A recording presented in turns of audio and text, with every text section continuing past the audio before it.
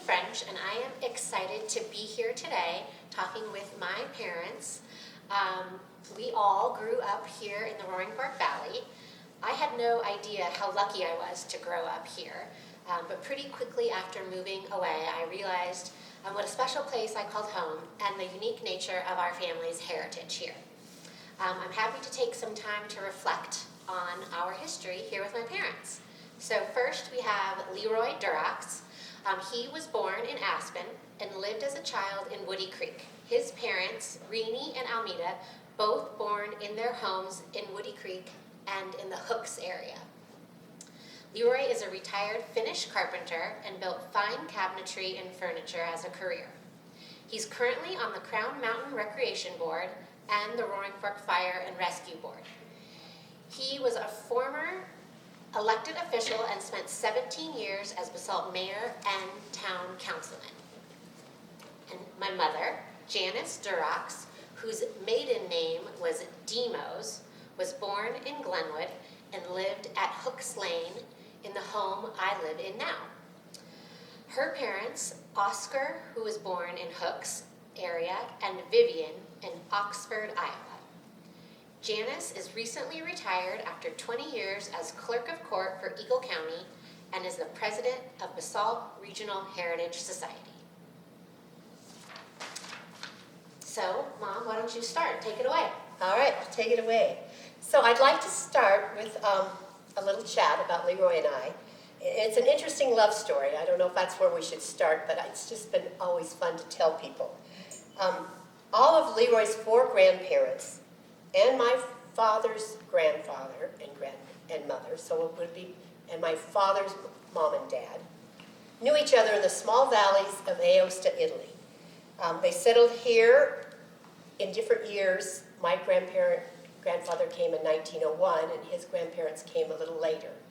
But they both settled in the Basalt and Woody Creek Valley on ranches. Leroy's parents, Renee and Almeda, were married in 1941, and they both were also from those Aosta families. It's really interesting that my grandma, Marie, which would have been a Demos, was a midwife for Leroy's mom, Almeda's birth. They're in Hooks down in the old glacier home. So our parents, Oscar and Vivian, Almeda and Renee, and the grandparents, we were all childhood friends. They were friends, we were friends, we all got along together. We didn't do a lot socially, but we would always run into each other at picnics and different things.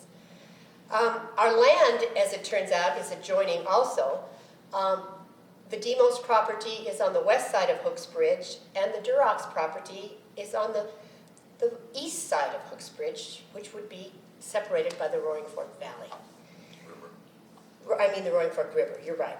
Leroy came to Basalt High School as a freshman, and I was 1 year younger. So throughout 4 years, we attended school together.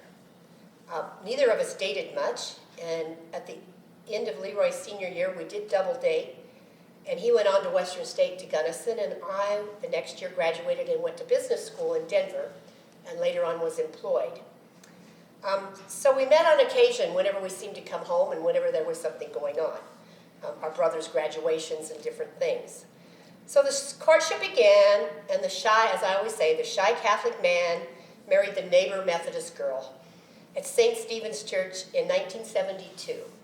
There was standing room only. It's a huge church, we thought, and I think everyone invited showed up. Well, because everyone either knew us or was related to us in this valley, everyone, the old-time Aostan families. We had a home-cooked dinner at the church hall, and we danced all night to polka music. It was provided by my bachelor uncle, Amy, thus Amy's name.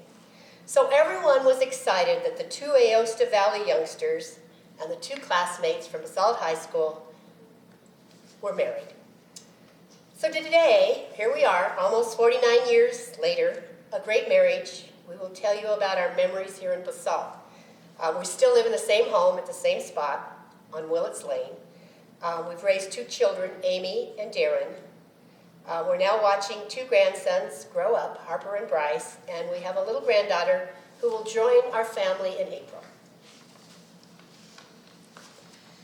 Now, you talked a little bit about the family in Aosta. Why don't you talk a little bit more about how that immigration process went.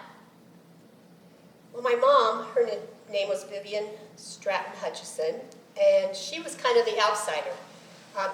They moved to Colorado from Iowa because my great-grandmother had tuberculosis and had problems, and so they thought moving to the dry Snyder, Fort Morgan area on a ranch would help with her tuberculosis, and it did. She lived to be an older lady. Those families had the ancestry of English, Scottish, and Irish.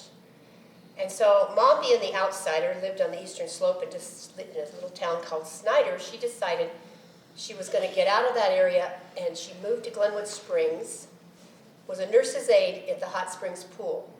In 1946, the Hot Springs Pool was a rehab facility for veterans that had been injured in the war. And so, like all the young teenagers did, I guess they weren't teenagers, they were in their 20s, they went to the local Saturday night dances. And I think you've all heard those stories, that's where everyone met. So my dad, Oscar, and my mom met at the dances and got married in 1947. My dad, Oscar's father, was Clement, and he came to the U.S. from Milan, Aosta, Italy in 1901. He was a young man, he worked in the Leadville mines, as most all the young men did that came over from Italy. He returned to Italy, married my grandmother, Marie, and they purchased their ranch with the cousins near the Hooks Bridge. A portion of the two-room cabin that my mom, Oscar and Vivian, lived and spent their entire married life, they were married over 55 years, is now part of Amy and Rob's current home. They're on the right past Hooks Bridge. All right, Dad, your turn.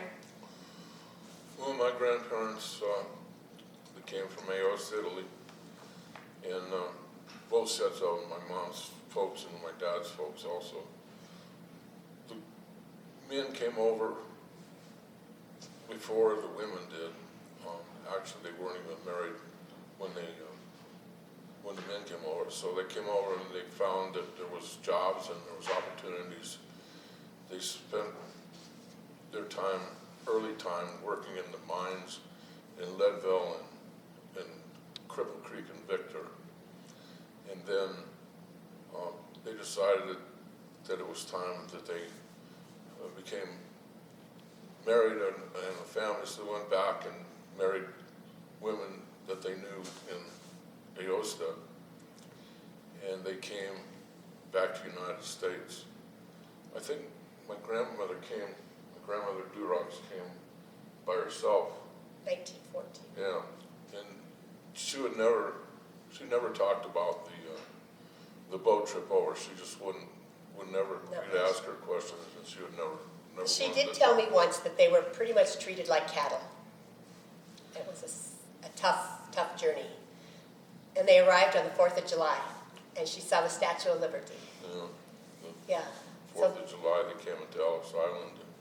Spoke no English. Can you imagine? All these people were really brave. They were cleared through customs, and she took a train from New York and ended up in Basalt. And then took On the Colorado Midland at the depot. Spent the night at the Midland Depot in Basalt, and then went over the Midland Railroad to Leadville, where she met my grandfather, because that's where he was working.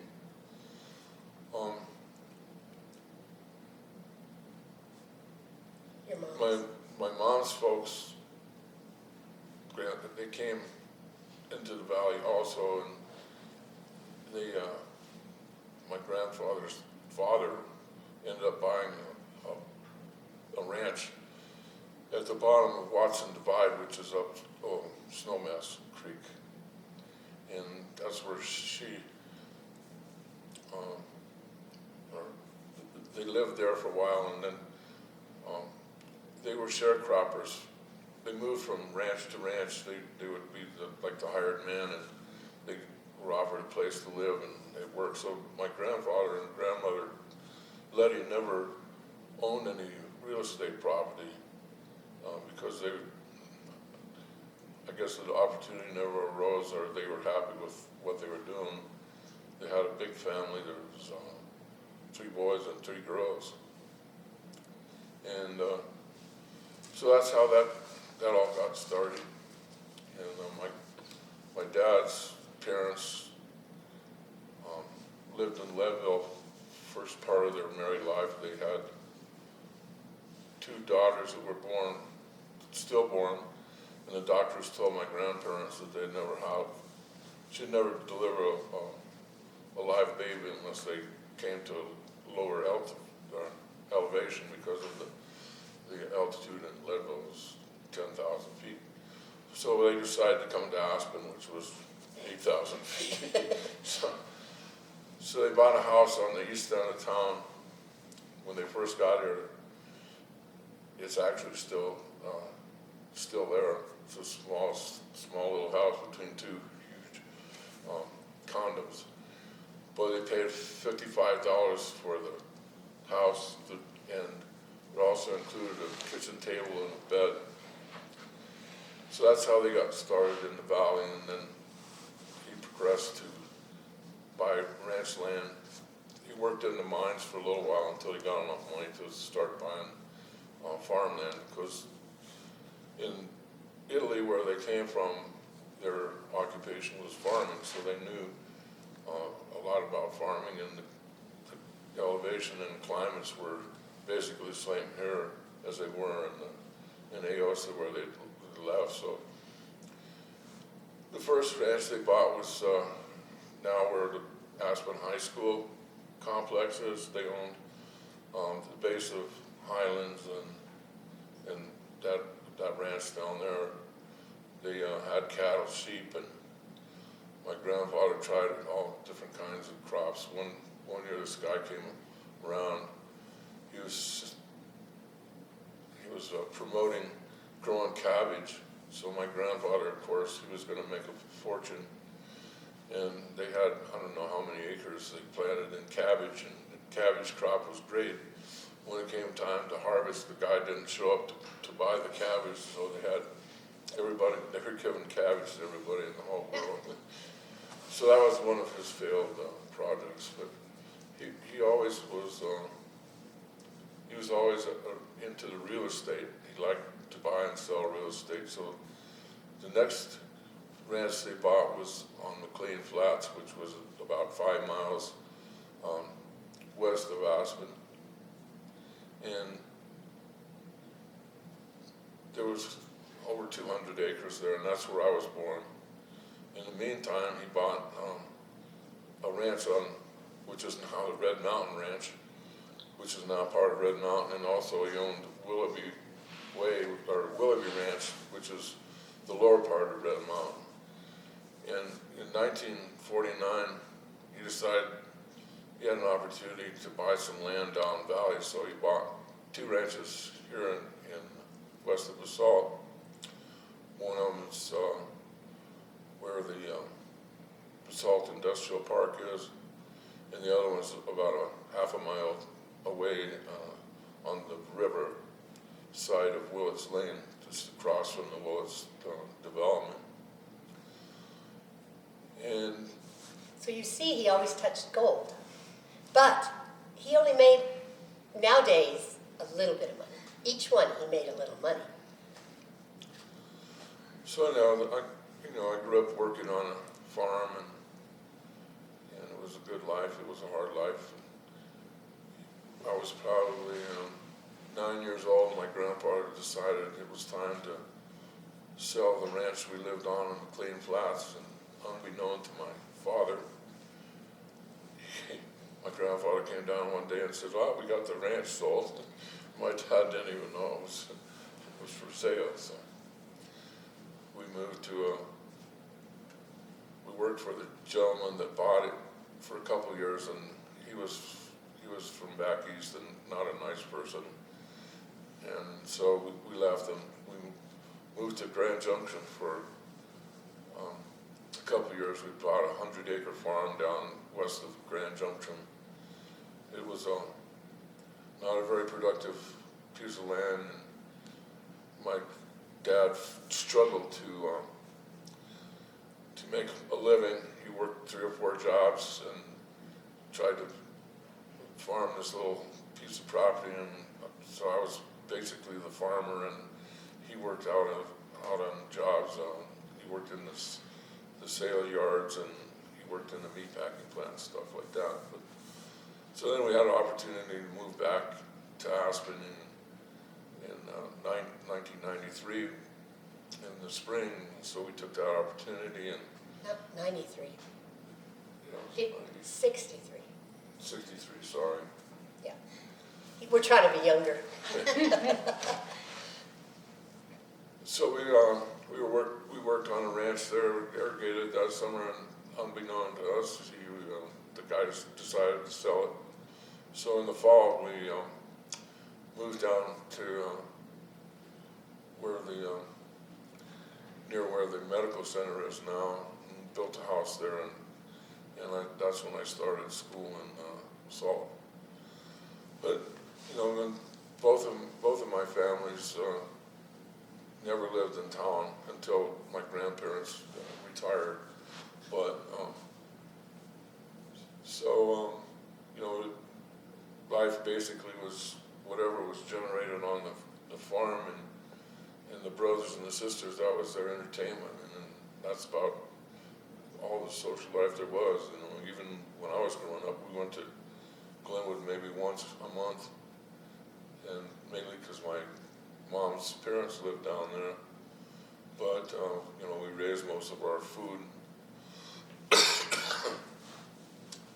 and so our social life was pretty well non-existent. We went to church and school. That was our social life. Well, that's a perfect segue. I think we could talk for hours about kind of the immigration stories of all the different families and ranches, but I think that was a good way to start about what your social life was like and what it was like growing up here. Mom, why don't you start, and then you can add a little more. Sure, same thing. We didn't ever really live in Basalt since I lived near Hooks Bridge. We didn't come to Basalt real often. I remember Main Street is gravel. The sidewalk was only on one side of the street, the Bendarian side of the street, and it was wooden. It was a wooden sidewalk.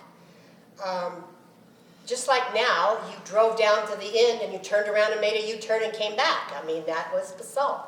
Basalt, the main street of Basalt happens to be it's a highway. It used to be the railroad. The railroad it's now really a U.S. highway. It happens to be Main Street Basalt, but it's the highway to Frying Pan. And so, in the years past, it was the railroad was Main Street.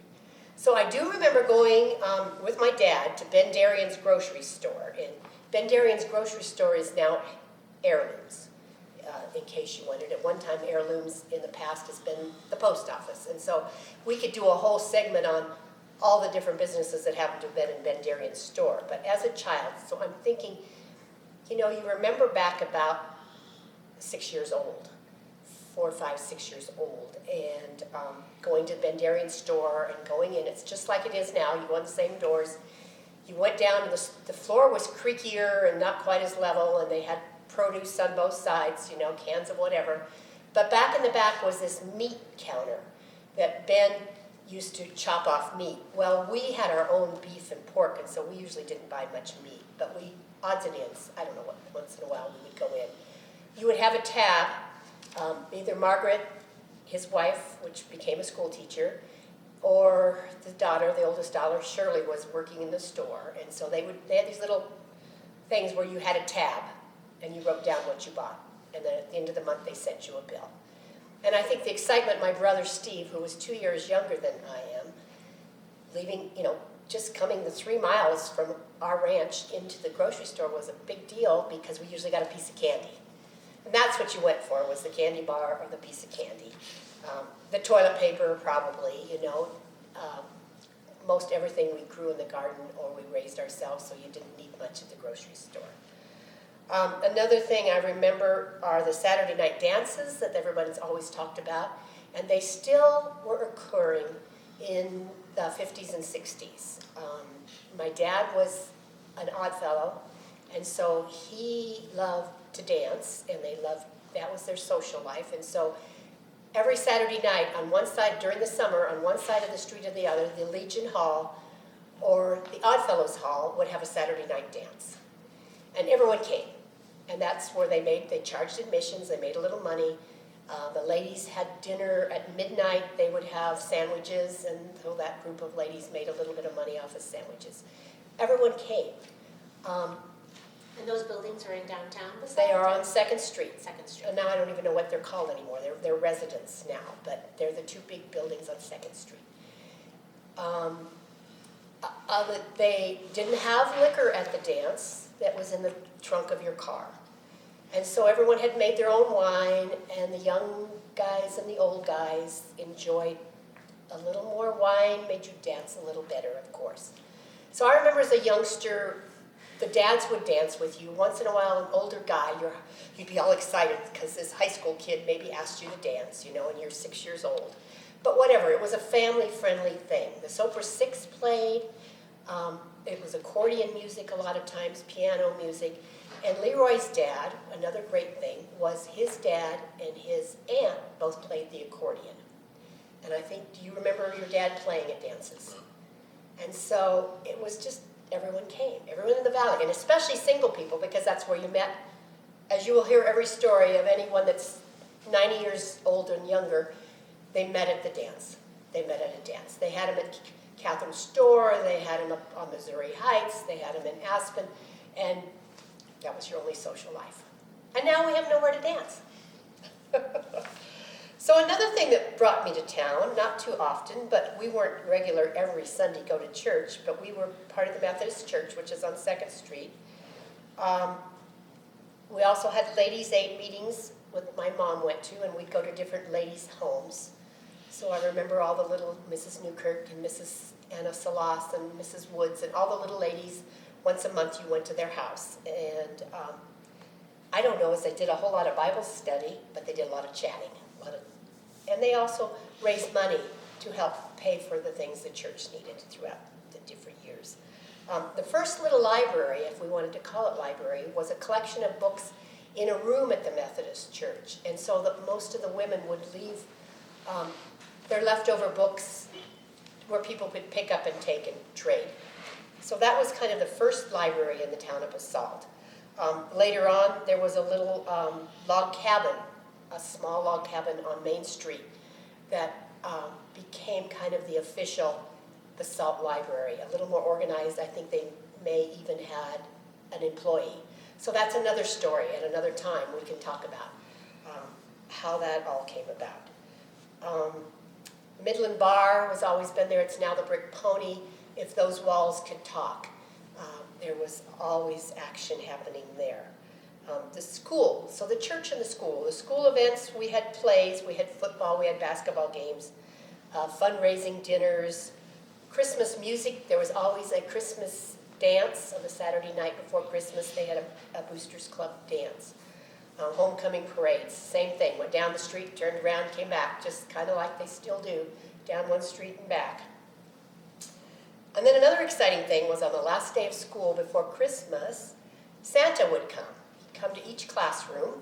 He gave us a little brown sack of candy with an orange in it, and that was always donated by the Lions Club. The Lions Club was one of the first organizations in the Valley, and they're still here and very active, to do social events, to donate, to give, to keep the town going. Another thing that always reminded us, I guess I know we were supposed to talk a little bit about, I remembered what I remembered about town. Since Leroy lived up on Woody Creek, he didn't come to Basalt as often. The red brick school building was built in 1938. And when I started school, there were 2 grades per classroom with 1 teacher. So that would have been in the 50s and into the early 60s. The red brick school building is still there. The first school building, and that's another thing we can talk about at another time, was the first school that was up above the Methodist Church, way up in the town of Basalt. Then they built a big 2-story building, school building that was at the county lines, the Picken and Eagle County lines, so that it was a union high school. And the kids came from the little 1-room schools and came to that school. But then in the habit, they tore that big 2-story building down and built this red brick building. And so that's where I started school. That's where Leroy Leroy's dad and my dad, Leroy's mother and my dad graduated from the two-story big high school. That's another whole topic. I can talk another hour on that one. And there's a lilac bush. I have to talk about this lilac bush. Outside the red brick school building right now, there's still a lilac bush that we played in. I started school in 1956, so that tells you how many years ago that lilac bush must have been planted. And you used to hide from the boys there, of course. I mean, it's still there. It's kind of fun. So in the 50s and 60s, the community was centered around church activities and school activities. The Methodist and the Catholic churches, those were the only two churches in the area. The Methodists would have a mother-daughter banquet in the spring. St. Pat's Day was with the Catholic Church. We used to have bazaars, different dinners, different things that would bring all the farmers into the valley, into the town to get together and visit.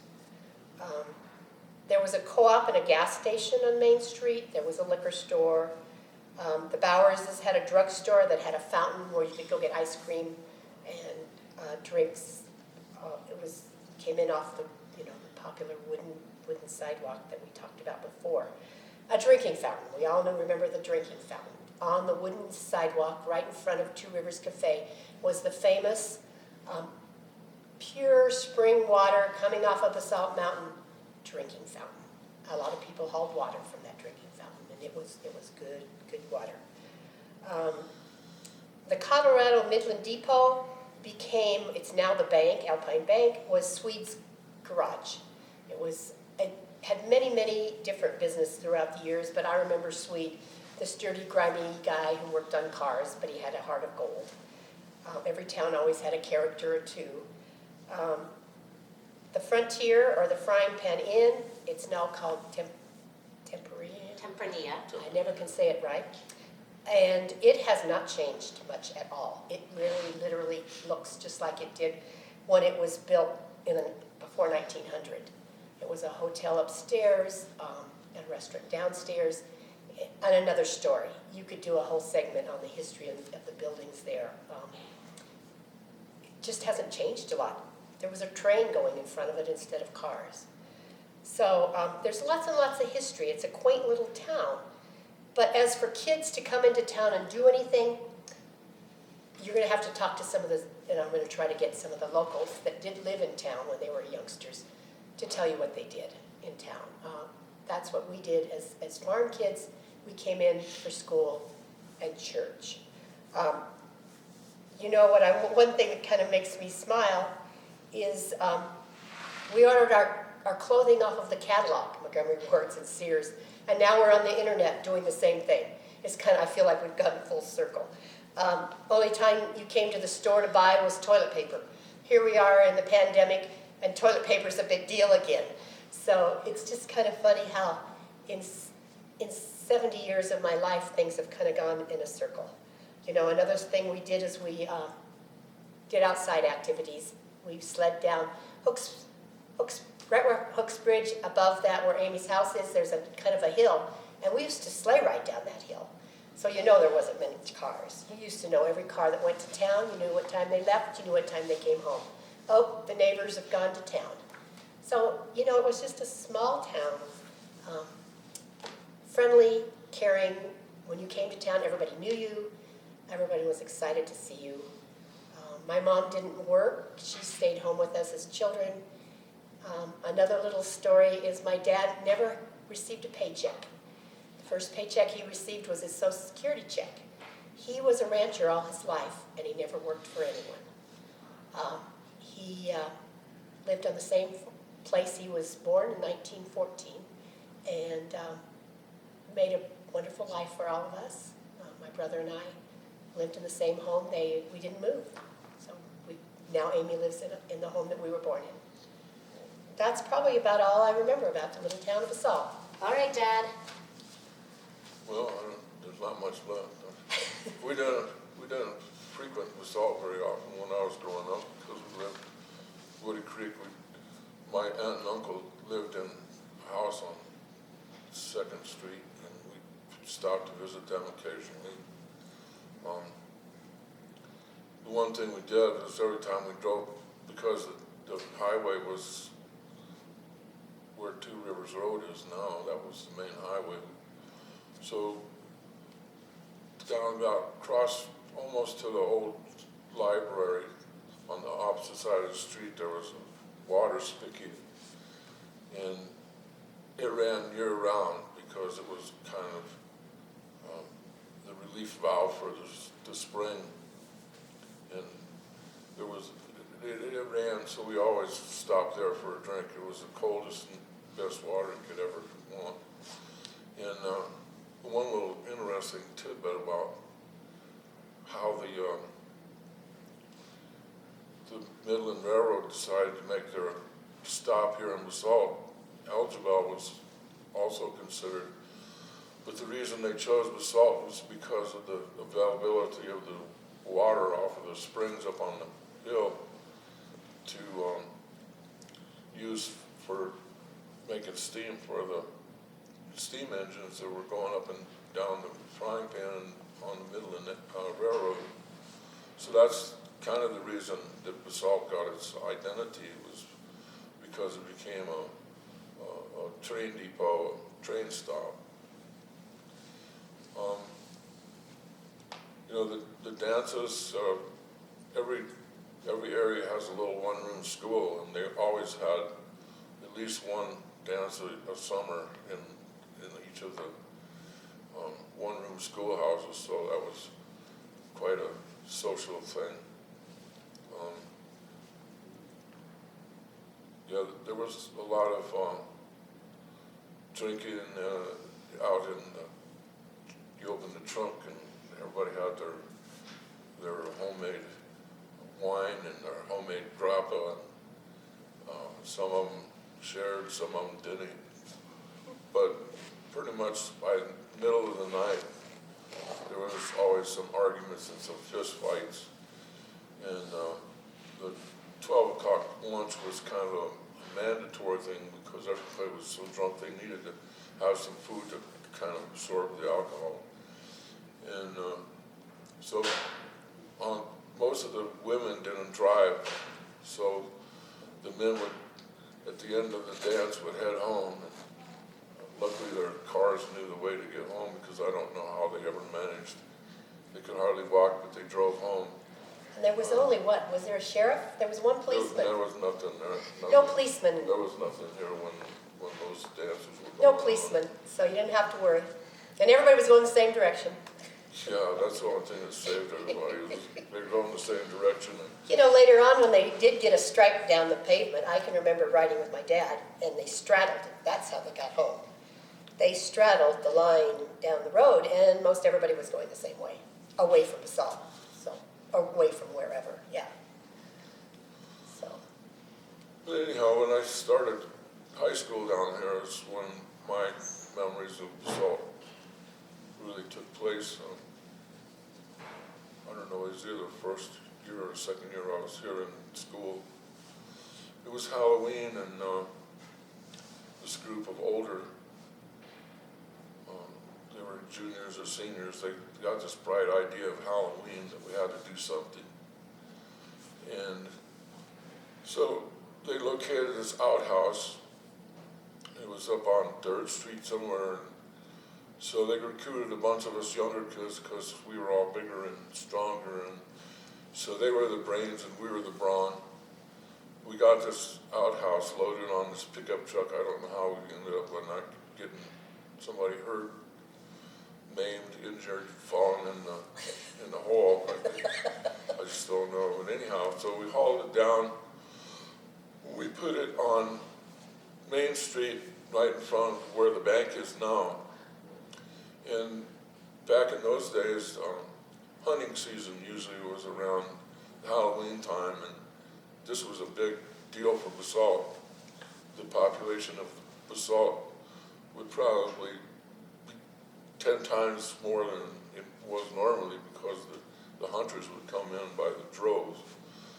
Well, for some reason, I don't know if it was going to, we had to come to town, so I was riding with my mom, and she pulled into the town, headed up Main Street, and here's here's this outhouse sitting on the side of the road. She says, what's going on here? Well, I don't know. So anyhow, we got closer, and these hunters had stopped on Main Street. They were sitting in the outhouse taking pictures of each other, sitting with the door open. So that was quite Famous. quite a deal. And I still to this day don't know.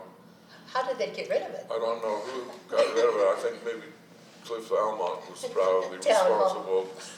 He was the town staff, public works for years. I think he may have been responsible for taking care of it, but that was, Well, the gate night used to be a big deal. Well, The yeah, night and before Halloween, they stole gates from yeah, everywhere. our shop teacher Gate night. kept saying, gosh, I sure could use a gate. And so we all got together and said, okay. Which gate do you want? So anyhow, the next morning, there were about 15 gates stacked in his driveway. He came to school and he was very inquisitive about where those gates all came from. And nobody was going to fess up to it. So the farmers spent the next week going to his house picking up their gates that had been taken off. See, it was pretty, there was a drive-in movie in Glenwood. There just really wasn't. There wasn't much to There do. was a movie theater and a drive-in in Glenwood. That was the only entertainment. Everything you we had to go to Glenwood. And, one of the biggest highlights of first years I was here was City Market opening up in Basalt, where the Habitat store used to be, and where Clark's Market used to be. That was the first grocery store. Big, I mean, it Big was deal. Big grocery store. And what year do you think that was? I was probably 65, 64, 65, yeah. But Because I anyhow, remember it was also a big deal when the next grocery store Well, yeah. in Elderville opened, and that was like 94. Right? Yeah. So, It's all about food. well, that was a big deal because we didn't have to go to Glenwood. Oh, you went, on Sunday, everything closed down. Yeah, you couldn't, In Glenwood, too. In Glenwood, in Basalt, there was nothing open. I mean, the grocery stores in Glenwood, the big day was Saturday because Sunday they were closed. Yeah. Couldn't buy anything in Glenwood. You couldn't even buy gas because the gas stations were all, the attendants all pumped the gas, so there wasn't even an opportunity to buy gas on Sunday. You were supposed to go to church and do your homework. And family get-togethers. In the summer, his family, a lot more than our family, picnics up Maroon Bells and whatever. You can tell about that. I mean, our family didn't do as much. We didn't have as many relatives. He had a lot of relatives. My family didn't have as many relatives, but his family would go on Sundays up the Independence, up to Maroon Bells, up everywhere. We always had a picnic with our neighbors somewhere, And the ladies outdid each and other. they all went fishing. Guys fished, the women talked, and tried to outdo each other. Baking, which was great. for me, one of the most memorable parts of school was moving in the middle of my senior year, which was 96, 97, to the current location of the high school. I also loved to brag about how the Longhorn became our mascot. Can you share that story, Mom, and some of your memories from Basalt schools? Yes, Basalt High School. I went there 4 years. I went to the Basalt schools 12 years. We didn't have kindergarten. So we talk about the mascot. My dad's graduating class was 1932, and he was a classmate with Irena Harris, who became Irena Harris Arbany, Aloha Bogue, who is Aloha Grant, and their class, I think there were 3 or 4, and a couple guys, were probably about sophomores when it was decided, because they did have sports teams, they needed a mascot. And so somewhere along the way, Dad said they settled on, because they were our ranchers and farmers, they settled on the Longhorn. Then they had to choose colors. The ladies chose purple, the guys chose gold, and that's how we became purple and gold. And Dad also told us stories about in the 30s, there was no gym in this big 2-story school that they were going to, And so they played, for some reason, in the Legion Hall. They put a hoop at each end of the Legion Hall, but they had a potbelly stove in the winter that they had to play around. And I remember him telling that story, which was kind of fun. But they played Aspen, Carbondale, Red Cliff, Minturn, and Newcastle. Just a little, probably more like, it was a school, just a small basketball team. I don't believe they had football at that time. There weren't enough boys. My dad, out of his family of three other brothers, was the only one to finish high school. If boys made it through the 8th grade, that was great. Again, as I say, we can talk about schools. That will be another program. We can talk about the Basalt schools. But I remember in high school, the one thing I remember is you knew everyone in high school, you knew all their parents, and you knew all their grandparents. It was back in the day when everybody knew everything about everybody, actually. We had the same class for 12 years, not too many new people, until the Rudai Dam was being built, and our graduating class doubled. Each class doubled. The school doubled as those people moved into the valley, and their children came along and came to school at the high school. We had no girls' athletics. We had organized pep club and other clubs. We got a new high school building, which is part of where the elementary school is now. It's been torn down. And a new big gym. And the reason I remember the year was because it was 1968, and our class was the first one to graduate out of the new great big basketball gym. It is now the elementary school gym. We had prom, we had homecoming, we were really excited. Some first time that we won the league in football and basketball. As we got more students with school, we became more competitive. Another thing that I remember in the spring, the senior class would go up on the hill just outside of town here and paint the bee. It's now where the Lions Club has the star for Christmas. That was called Bee Mountain. Originally it wasn't a mountain, it was just a hill. I remember not very many scholarships. I remember not too many of the graduates in the 60s went on to college. I think it was right around our senior year or the next year that the big L.S. Wood Scholarship was the first time that it was given.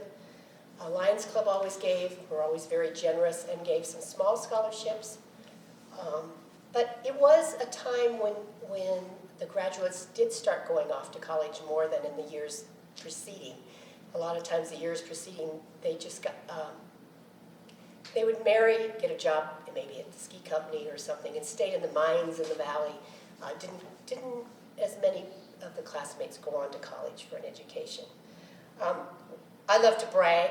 I brag that on both sides of our family, obviously since we've all lived here all our lives, that our children, Amy and Darren, Amy graduated in 1997 and Darren in 2006, were the third generation, both sides to graduate, because my dad graduated in 32, Leroy's mom graduated in 41, and Leroy 67. I was in 68. My brother was in 70. Leroy's also sister married a classmate, and their 4 children also graduated from Basalt. So as you can see, we did not stray very far from home. Leroy's dad was the one. He graduated from Aspen, and my mom was on the eastern slope. But I think, there was always the rivalry with Carbondale, which then became Roaring Fork High School, and that's a whole other story, how that happened for a while. The school was put together with Carbondale and became Roaring Fork High School, and then we brought the school back to Basalt, which was real important, that the community needed a school. But that's a big, long story, another long story. But I just think it would be fun to do one, and I'm hoping to get some of the local classmates that went to school in the 60s and 70s, and let's have another chat someday and talk about some of our memories at the high school. All right, Dad, what about you? Well, it was a great place to go to high school at because it was small, and I participated in every sport that they offered here. I played football, basketball, and track. That was all they offered, but I did that for 4 years. We started out my freshman year playing football. We were playing 11-man football, and we had 13 people on the team. And so by the end of the season, we had not won a game and not scored a point. So we had a perfect season. We always bragged on the perfect season. The next year, we did manage to score 14 points, and we still didn't win a game. And that was the year that, my sophomore year was the reason that we got kind of short-handed was the junior boys decided they were going to have a party, and they got caught. So we lost all of our junior class except for one person whose parents wouldn't let him go out. Otherwise, we wouldn't have. But anyhow, so that's when the next year is when the Bureau of Rec people moved in that were building the Duroux Reservoir. So we had a lot more numbers, and finally, by the time I was a senior, we ended up winning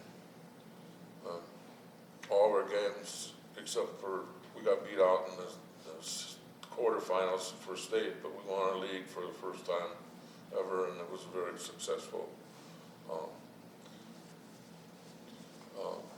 Season. Everybody worked really hard to get up to the level we were that it took to win the league. So that was a great experience.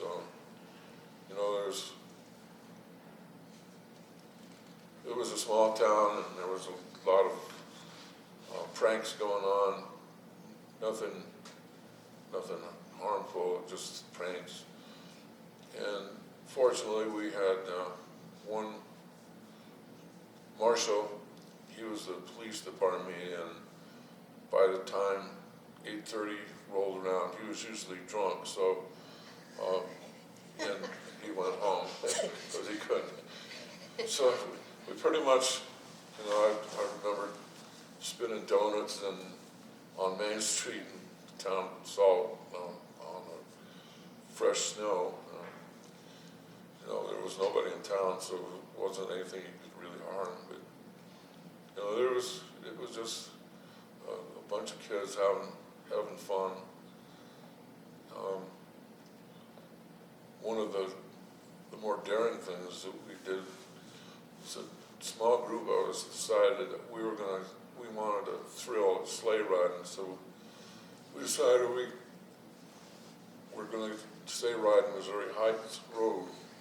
So we went to the top with sleds, and this one guy had an old Jeep, so we loaded whatever sleds we could, and we drug the rest of them up to the top of the hill. Started at the top of the hill. This was at night because you could see the cars coming. If there were cars, you could see the headlights. The first trip down the hill was pretty heart-stopping. They did it on their tummies too, right? Yeah. Tummy first, on your belly, on head first. sleds with runners. Guess what? My mom never let me out of the house.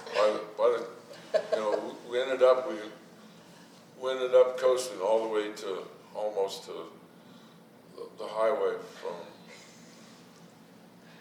if you just let this thing go, but most of the time we stopped down the base of the hill and went back up. We used to do 2 or 3 runs. And, it was, as long as it was a small group, it was fine. And then everybody decided that they were going to have fun too. And this girl ran under a parked car and hurt herself really bad. So that was no more of that. They started sanding Missouri Heights. But it was pretty intense. Tell them about the drag races too, out here on Highway 82. Yeah, of course. Some of the older kids, the kids that had graduated years before, they had these muscle cars, and they all wanted the opportunity to race. So up on the straight stretch by Holland Hills, they mark off a mile, and so we were having drag races there every Wednesday night, drag races on Highway 82, and it was usually pretty good because there was very, very light traffic, so, and that was also at night. That was also done at night. Was there one person that always won? Yeah, the older guys with the muscle cars, they always fought about who was gonna, they traded back and forth, and they spent a lot of money on their cars. But the younger people just had old junker cars, so it was just a lot of noise and Not much a speed. lot of fun. But yeah, we did that for 2 or 3 years, and then the police got on us about that. Patrolman shut us down. Yeah. They were afraid somebody'd get hurt, I'm sure. Well, And you know, there wasn't rafting. There were kids that inner tubed. Skiing, I guess this might be a good time to talk about that. My family didn't ski. I think I did stand on skis once, and after I was out of high school, and it didn't work for me. I wasn't very athletic. But we made sure our children were available, and there was a great program here to get children skiing. You know, it's 50 years ago that snowmass began, so we were just high school age, kind of, and not younger than that when this real skiing began in Aspen. Leroy. I don't know, when I went to elementary school in Aspen, and every Wednesday afternoon they had activities where you could either go skiing or skating, and while my folks never could afford skis, so I went skating. And so I never learned how to ski. Finally, after I graduated from high school, I worked for a ski company during Christmas break, so I got into a little bit of skiing, and I skied occasionally at Crested Beach, which was near where I went to college at. But after I graduated from high school and got married and got a job, I decided, well, I can't afford a broken leg, so that was the end of my skiing career. So, but we made sure that the kids had the opportunity to learn how to. Well, you know, it doesn't. At the time, you look back at the price, and it wasn't real expensive, but it seemed expensive when you were on a limited income. You know, salaries weren't that high, and my folks, you know, lived off of. They would sell potatoes in the fall. They sold the cattle in the fall, and then whatever money you made from that had to last all year, because neither one of them worked outside the home. So, you know, maybe skiing was $10, but it was $10 that you didn't spend on skiing. So, I kind of wish I had, though. As I look back on it, that's probably the one thing I wish I might have done. It would have been fun to do with my children, and maybe my grandchildren now at my age, but didn't happen. Too late now. And that's, so I think you talked about you were in Crested View because you had gone to school in Western State. And then, so you went to school there to be a teacher and then moved back here. You want to talk a little bit more about leaving and coming back? Well, yeah, I graduated from college. I had a degree in teaching. I had a teaching degree in industrial arts. And I applied for jobs in places that I really never even heard of. But what had happened was there was a big layoff in the industry a couple of years prior to when I graduated. So all the people that got laid off from industry went back to college and picked up a teaching certificate if they didn't have one. And so I was competing with people that were, my teaching degree was in industrial arts. I was competing with people that had a lifetime experience, and you know, they just weren't hiring fresh out of college teachers. So I decided, well, you know, I came back here because that's I had a place to live with my folks. And I got a job working construction with the next earth moving company for that summer, and they offered me a job, and so I decided, well, you know, that's a good opportunity, and so I decided that was it. And I went into operating heavy equipment, and then I got married and never left. He did his student teaching in Aspen, but he never did teach after that. I went to business school in Denver for a year, and then I worked as a medical secretary at Children's Hospital in Denver for 3 or 4 years until we got married in '72. I had an apartment, which is kind of fun, in downtown Denver, right near the state capitol with a couple of girlfriends. You go back and you look at that area now and you think, wow, but at that time it was pretty calm. Then I got married and moved back, and worked for the Aspen School District for 7 years, and that's where I met your wonderful library lady, Kathy Click. 7 years there. So, and then I've had odd jobs off and on, but I stayed home, I didn't work. I raised our children, and then I went to work after the children were raised. So we were blessed that we could come back and have the opportunity to have jobs.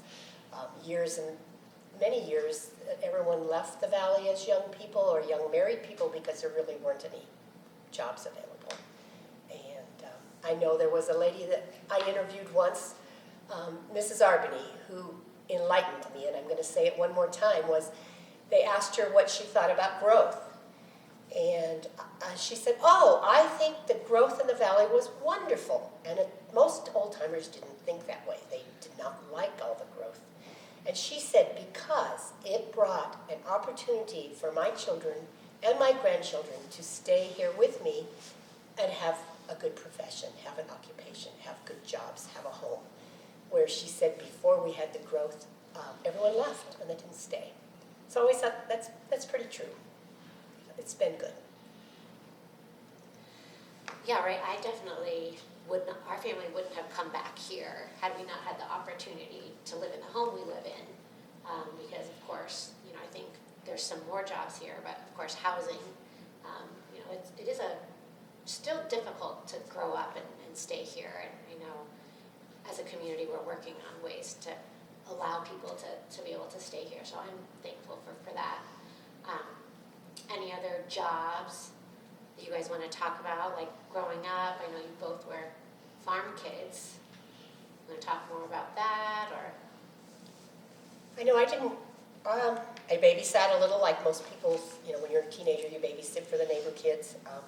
I had a job at the little motel here. It was called Charlie Bowers Cabins here on Main Street. They're still here. It's the motel on Main Street.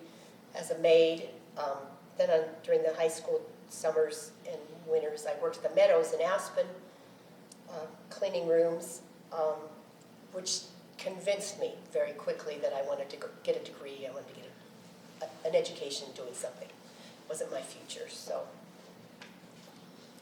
What about you, Dad? Well, when I wasn't busy working on the farm, I helped other farmers do their farm stuff. So I was kind of in a rut. I did work when I was in later years in high school. Well, the first couple of years I was in high school, I worked for the people on McLean Flats that still had a ranch up there. You know, I helped move irrigation pipes for the year, for the summer up there. And when I got older, after I got a driver's license, I began working for contractors doing first one job was doing landscaping, so I learned how to run equipment and operate equipment, and I learned how to shovel, which I had a master's degree in shoveling. Every phase of shoveling there was. He broke shovels too. Yeah. But then, you know, I basically worked just construction, and that's how I kind of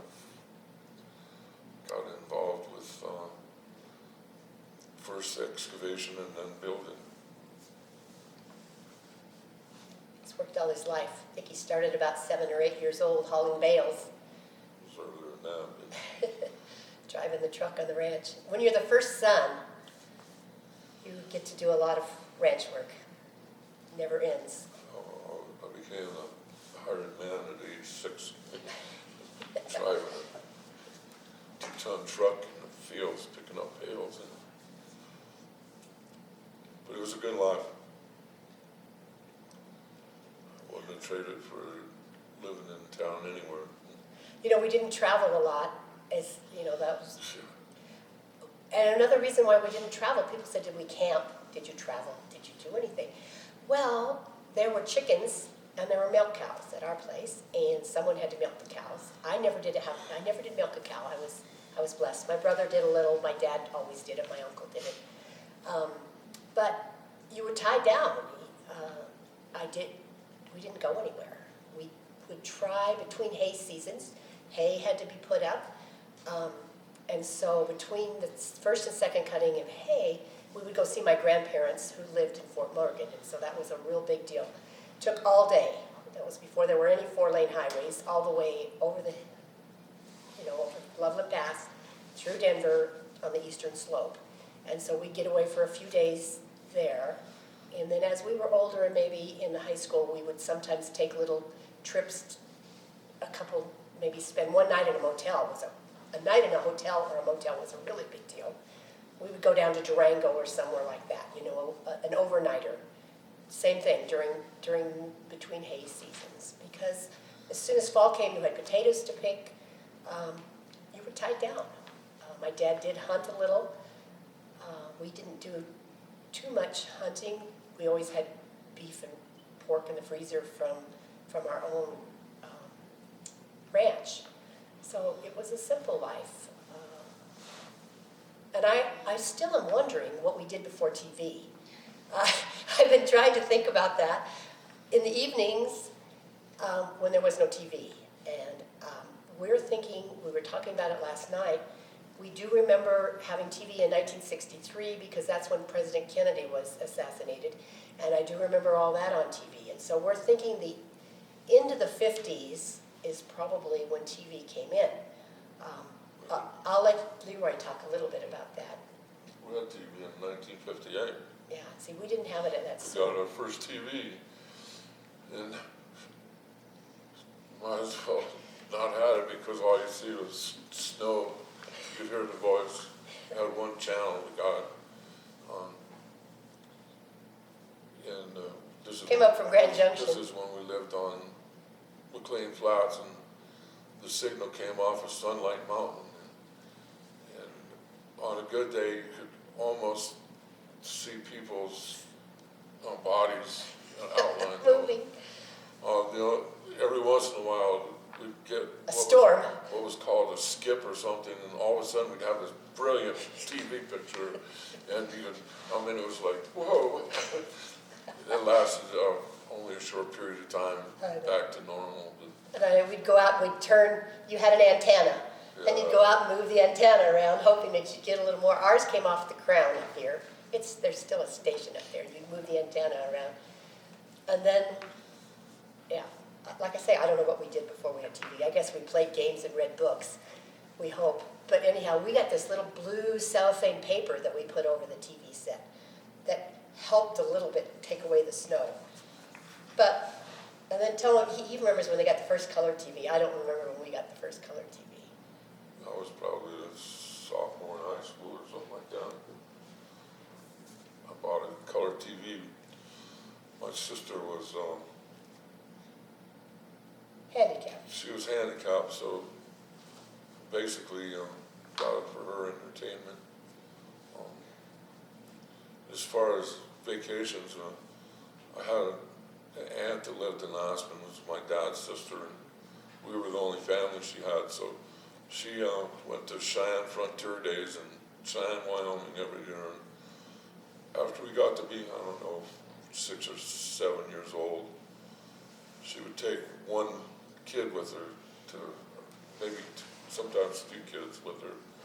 And that was the first time I ever ate in a restaurant. It was one of went to Cheyenne Frontier Days with my aunt. I think I went there a couple times. Had to rotate through your turn. Since you were one of six, it didn't happen Yeah, it very didn't happen often. very often. No, see, ours was when we'd go to Denver. It was a big deal to go to We went, I also remember going as a child with Dad. It was a big deal. We would go to the sail barn in Glenwood. They had a sail barn. And so then you sometimes would get a hamburger or something. And there was a restaurant once in a while we would go to. But no, I mean, when Basalt got his first restaurant, it was a big deal. Well, they always had a restaurant. Yeah, but we didn't go to it very often. No. I mean, I don't know who went to it, but I guess, well, you know, the hunters and the tourists, Basalt was always, even when we were young, people went up the frying pan. They had extra cabins. They had a summer cabin up the frying pan. And so there were out-of-town people that came and were tourists.